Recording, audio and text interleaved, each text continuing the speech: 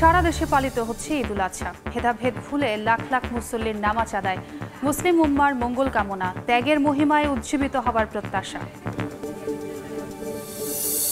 ঘূর্ণিঝড় রেমালে ক্ষতিগ্রস্তদের কাছে ঈদ উদযাপন যেন বিলাসিতা, নেই কোনো আয়োজন। ক্ষতিগ্রস্তদের পাশে থাকার আহ্বান পানি সম্পদ প্রতিমন্ত্রীর। টানা বৃষ্টিতে ফিকে সিলেট ও সুনামগঞ্জের ঈদ। জলাবদ্ধ শহর, পানি ঢুকেছে ওসমানী মেডিকেল কলেজ হাসপাতালে। দোয়ারা বাজারে পানিবন্দী ৫,০০০ মানুষ। এবং কোন্দলে জর্জরিত বরিশাল, বিএনপির শক্তি সঞ্চয়ের চেষ্টা, মহানগর কমিটি ভাঙায় নতুন মেরুকরণ। পদ পেতে কেউ রাজপথে, কেউ ব্যস্ত তদবিরে, ত্যাগীরা জায়গা পাবে আশা কর্মীদের।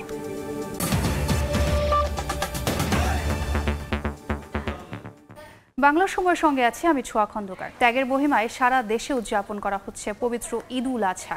দিনাজপুরের গোরে শহীদ এবং কিশোরগঞ্জের শোলাকিয়া ঈদগাহ ময়দান সহ দেশের বিভিন্ন স্থানে ঈদ উল আজহার জামাত অনুষ্ঠিত হয়েছে। অংশ নেন হাজার হাজার মুসল্লি। পরে মুসলিম উম্মার সুখ, শান্তি এবং ফিলিস্তিনিদের জন্য বিশেষ দোয়া করা হয়। ত্যাগের মহিমায় উদ্ভাসিত হয়ে কাঁধে কাঁধ মিলিয়ে একই কাতারে হাজারো মুসল্লি। মহান রব্বুল আলামিনের সন্তুষ্টি কামনায় ঈদ উল আজহার জামাতে নানা বয়সী মানুষ। জাতভেদ ভুলে ক্রোধ ক্ষোভ মুছে আল্লাহু আকবার ধ্বনিতে মুখর হয়ে ওঠে ঈদগাহ।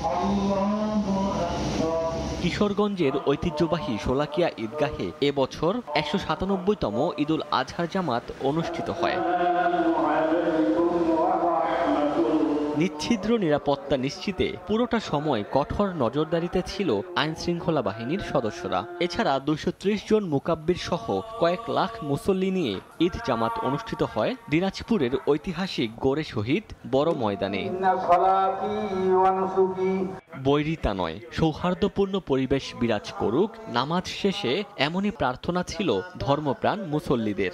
মনের শত্রুতা, মনের অশান্তি পশুর কুরবানির মাধ্যমে মনের পশুরা কুরবানি করতে যাচ্ছে। বাচ্চাকে নিয়ে আসছে, সেটা আরো খুবই ভালো লাগছে। আল্লাহ পাক যেন বিশ্ব মুসলমানের মধ্যে শান্তি এবং আমাদের সবার প্রতি রহমতের দৃষ্টি দান করেন।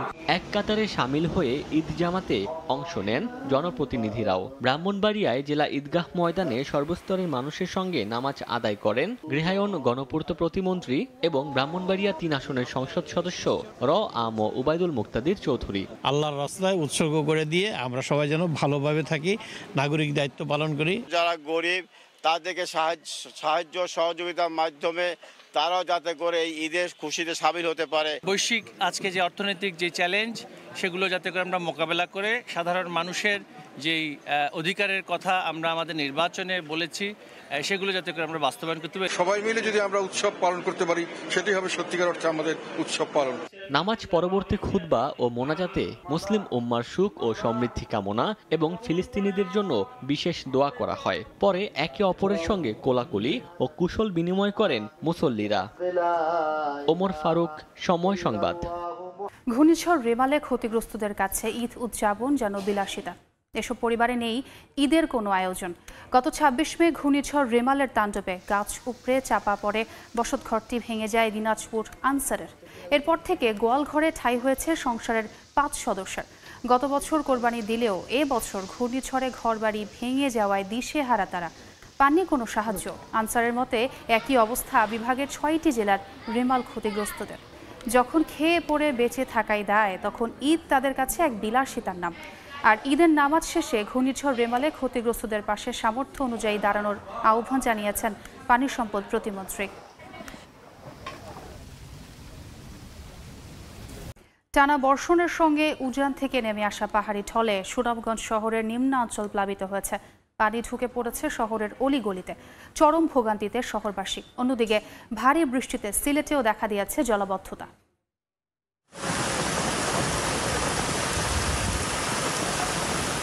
পরিবার নিয়ে ঈদের আনন্দ উদযাপনের কথা থাকলেও উজান থেকে নেমে আসা পাহাড়ি ঢল তছনছ করে দিয়েছে সব।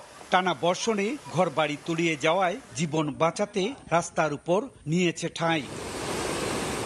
সুরমা নদীর পানি উপচে সুনামগঞ্জ শহরে পানি প্রবেশ করছে। টানা বর্ষণে শহরের ২৫ এলাকায় পাহাড়ি ঢল ও বৃষ্টির পানি ঢুকে পড়েছে নিচু এলাকার ঘরবাড়ি প্লাবিত হওয়ায় নিরাপদ আশ্রয়ে ছুটে যাচ্ছেন বাসিন্দারা। টানা বর্ষণে শহরে ব্যাহত হচ্ছে বিদ্যুৎ সরবরাহ। ভারত থেকে নেমে আসা ঢলে সুনামগঞ্জের দুয়ারাবাজার উপজেলার খাসিয়ামারা নদীর পানির স্রোতে ভেঙে গেছে বন্যা নিয়ন্ত্রণ বাঁধ। ভেসে যায় মাছের খামার, বসতঘর, দোকানঘর সহ নানা স্থাপনা। বিচ্ছিন্ন হয়ে যায় যোগাযোগ ব্যবস্থা। অতিবৃষ্টি ও উজানের ঢলে হু হু করে বাড়ে খাসিয়ামারা, সুরমা, জেলা সহ 8টি নদীর পানি। ঘর দরজা সব পানি ডুবে নিছে, কি গরু ছাগল হাঁস মুরগ যা আছে খাফর লতা যা কিছু আছে। আমরা আজকে 2 দিন ধরে খানা পিনাও নাই। ঈদের বাজারটা দিতে করছে সব বাসা টাসা নিছে, মানে তো আমরা ঈদ ধর্মকিতা দিই একটা ঈদ, কিন্তু আমরা আউস না, আমরা পানি দিকে বসে রয়েছি। ঈদ কি আমরা জিনিস বুঝি না। এদিকে মধ্যরাত থেকে টানা বৃষ্টিতে সিলেটের দেখা দেয় জলাবদ্ধতা। বিঘ্ন ঘটে ঈদের জামাতে। সোমবার সকাল 9টা পর্যন্ত 27 ঘন্টায় 212 মিলিমিটার বৃষ্টিপাত রেকর্ড করেছে সিলেট আবহাওয়া অফিস। ইকরামুল কবির, সময় সংবাদ। কোন্দলে জর্জরিত বরিশাল বিএনপি একাত্তা হয়ে নতুন করে শক্তি সঞ্চয়ের চেষ্টা চালাচ্ছে। সরকার বিরোধী আন্দোলনে একের পর এক ব্যর্থ হয়ে এবার নতুন কমিটি করার ঘোষণায় উজ্জীবিত দলের মাঠ পর্যায়ে নেতারা। পকেটের নয়, ত্যাগী কর্মীরা জায়গা পাবে বলে প্রত্যাশা তাদের। সম্প্রতি বরিশাল মহানগর বিএনপির কমিটি ভেঙে দেয় নতুন মেরুকরণ হয়েছে বিএনপির স্থানীয় রাজনীতিতে। পদ পেতে কেউ রাজপথে, কেউ বা তদবির লবিংয়ে আটঘাট বেঁধে নেমেছেন। অপূর্বপুর রিপোর্ট। গত 13 জুন হঠাৎ বরিশাল মহানগর বিএনপির আহ্বায়ক কমিটি ভেঙে দেয় কেন্দ্র। এরপর থেকেই প্রতি সন্ধ্যায় বরিশালে দলীয় কার্যালয়ের সামনে এভাবেই দল ভেদে প্রতি রাতে অবস্থান নিচ্ছেন মহানগর বিএনপির সাবেক নেতারা। প্রত্যাশা, নতুন কমিটিতে ত্যাগীদের যেন জায়গা দেয়া হয়। 2021 সালের 3 নভেম্বর বিএনপির কেন্দ্রীয় যুগ্ম মহাসচিব মুজিবুর রহমান সরোয়ারকে মহানগর বিএনপির সভাপতির পদ থেকে সরিয়ে মনিরুজ্জামান খান ফারুককে আহ্বায়ক ও মীর জাহিদুল কবিরকে সদস্য সচিব করা হয়। 2022 সালের জানুয়ারিতে 41 সদস্যের পূর্ণাঙ্গ আহ্বায়ক কমিটি অনুমোদন দেওয়া হয়। এতে সরোয়ারপন্থী অধিকাংশ গুরুত্বপূর্ণ নেতারা স্থান পাননি। আহ্বায়ক ওই কমিটি পরে মহানগরের দীর্ঘদিনের 30টি সব ওয়ার্ড কমিটি বিলুপ্ত করলে অভ্যন্তরীণ দ্বন্দ্ব আরো প্রকট হয়। সরকার বিরোধী আন্দোলনে কোনো সক্রিয়তা দেখাতে না পারা সহ নানা অভিযোগ ওঠে মহানগর বিএনপির আহ্বায়ক কমিটির বিরুদ্ধে। এমন অবস্থায় সম্প্রতি কমিটি বিলুপ্ত করায় নতুন মেরুকরণ হয়েছে বরিশাল বিএনপির রাজনীতিতে। ত্যাগী নেতাকর্মীরা নতুন কমিটিতে ঠাঁই পাবে বলে আশা তাদের। ভবিষ্যতে যেই কমিটিটা করা হবে, ত্যাগী যারা তাদের আগে অবস্থান, তার সহ মিলে সবাইকে নিয়ে জানি কমিটিতে করা হয়, এটাই আমাদের অনুরোধ। একটি গ্রহণযোগ্য, একটি সৎ, সুশিক্ষিত লোকদের নিয়ে একটি কমিটি উপহার দেবেন, সেইটাই আমাদের বিষয় এবং সেখানে সকলের সম্পৃক্ততা থাকবে। এই সরকার বিরোধী আন্দোলনে যারা রাজপথে থেকে ভূমিকা পালন করেছে তাদেরকে দিয়ে যদি আগামীর বিএনপির কমিটি করা হয়, তাহলে আমি আশা করি যে বরিশাল মহানগর বিএনপিতে কোনো ধরনের গ্রুপিং থাকবে না। 3 মাসের আহ্বায়ক কমিটি 2.5 বছরের বেশি হয় কমিটি বিলুপ্ত করাটা স্বাভাবিক বলছেন শীর্ষ নেতারা। যোগ্য নেতাদের দিয়ে শিগগিরই নতুন কমিটি হবে বলছেন তারা। বিভিন্ন আহ্বায়ক কমিটি যা আছে সবগুলো মিলেই আমার জানা মতে সাংগঠনিকভাবে শক্তিশালী হওয়ার জন্য একটা চেষ্টা থাকবে। গত 13 জুন এক সংবাদ বিজ্ঞপ্তিতে বরিশাল মহানগর ছাড়াও ঢাকা, চট্টগ্রাম এবং কেন্দ্রীয় যুবদলের কমিটি বিলুপ্ত ঘোষণা করা হয়। বিএনপির সিনিয়র যুগ্ম মহাসচিব রুহুল কবির রিজভী স্বাক্ষরিত এক বিজ্ঞপ্তিতে এ তথ্য জানানো হয়। অপূর্ব অপু, সময় সংবাদ, বরিশাল। বাংলার সময় আরও থাকছে। পরিত্যক্ত পড়ে আছে রড সহ নির্মাণ সামগ্রী। অতিরিক্ত 2 বছর পার হলেও শেষ হয়নি সেতুর নির্মাণ কাজ। ভোগান্তিতে পিরোজপুরের নেসারাবাদের 1.5 লক্ষ মানুষ। ভোলায় মাত্র 3 কিলোমিটার সড়কের পাশে গাছের ডালপালার কারণে চালু করা যাচ্ছে না প্রায় 80 কোটি টাকা ব্যয় নির্মিত অত্যাধুনিক বিদ্যুৎ সঞ্চালন লাইন। 1 বছর আগে নির্মাণ করা লাইন পড়ে আছে অব্যবহৃত অবস্থায়। সংকট সমাধানে নতুন লাইন চালুর দাবি গ্রাহকদের। ভোলার বীরশ্রেষ্ঠ মোস্তফা কামাল বাস টার্মিনাল থেকে মাদ্রাসা বাজার পর্যন্ত বিদ্যুৎ সঞ্চালন লাইনের তারগুলো গাছের ডালপালার সঙ্গে সাপের মতো পেঁচিয়ে আছে। অনেক স্থানে বিদ্যুতের খুঁটি ঢেকে গেছে গাছের পাতায়। বুরহানুদ্দিন থেকে জেলা সদরে বিদ্যুৎ সরবরাহের জন্য 1 বছর আগে প্রায় 80 কোটি টাকা ব্যয়ে 42 কিলোমিটার সঞ্চালন লাইন প্রস্তুত করে বিদ্যুৎ বিভাগ। তবে জেলা শহরের বীরশ্রেষ্ঠ মোস্তফা কামাল বাস টার্মিনাল থেকে মাদ্রাসা বাজার পর্যন্ত 3 কিলোমিটার লাইনের তারগুলো গাছের ডালপালায় জড়িয়ে থাকায় লাইনটি চালু করা যাচ্ছে না। বিশ্ব রোডের গাছের জন্য অনেক সমস্যা হয়, কারণ এই গাছ বাইঙ্গা চুরা তুফান আসলে তারের উপরে পড়ে। এদিকে আধুনিক এই লাইন চালু না হওয়ায় নিরবিচ্ছিন্ন বিদ্যুৎ সরবরাহ করতে পারছে না বিদ্যুৎ বিভাগ। সামান্য ঝড় বৃষ্টিতেই পুরনো লাইনটি অচল হয়ে জেলা সদর বিদ্যুৎ বিচ্ছিন্ন হয়ে যায়। এই বিদ্যুৎ না থাকার কারণে আমি প্রায় প্রতিক্ষণেই বলা যায় মৃত্যুর সাথে পাঞ্জা লড়ার মতো আমার অবস্থা।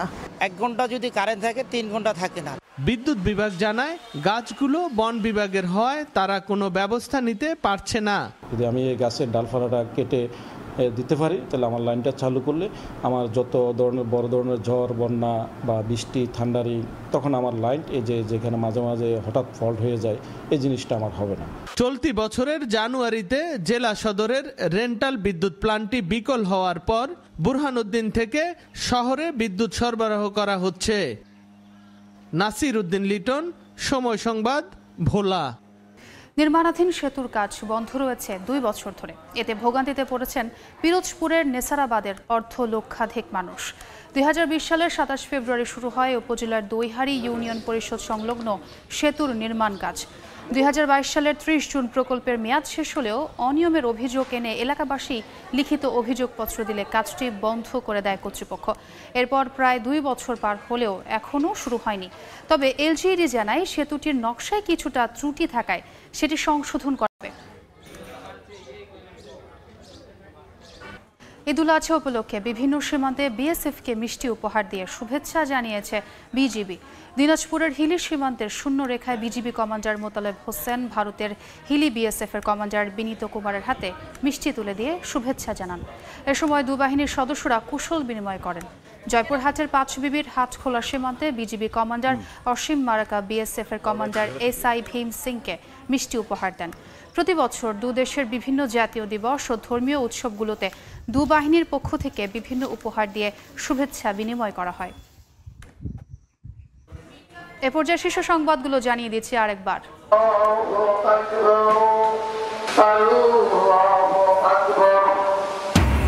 সারা দেশে পালিত হচ্ছে ঈদুল আজহা। ভেদাভেদ ভুলে লাখ লাখ মুসল্লির নামাজ আদায়, মুসলিম উম্মার মঙ্গল কামনা, ত্যাগের মহিমায় উজ্জীবিত হওয়ার প্রত্যাশা।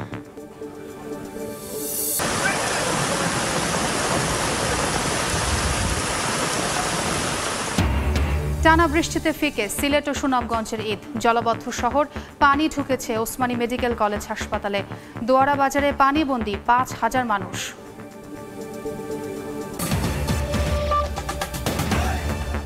এই ছিল বাংলার সময়। এরপর সন্ধ্যার সময় নিয়ে সঙ্গে থাকবেন শায়লা রহমান ইমা। ঈদ মুবারক।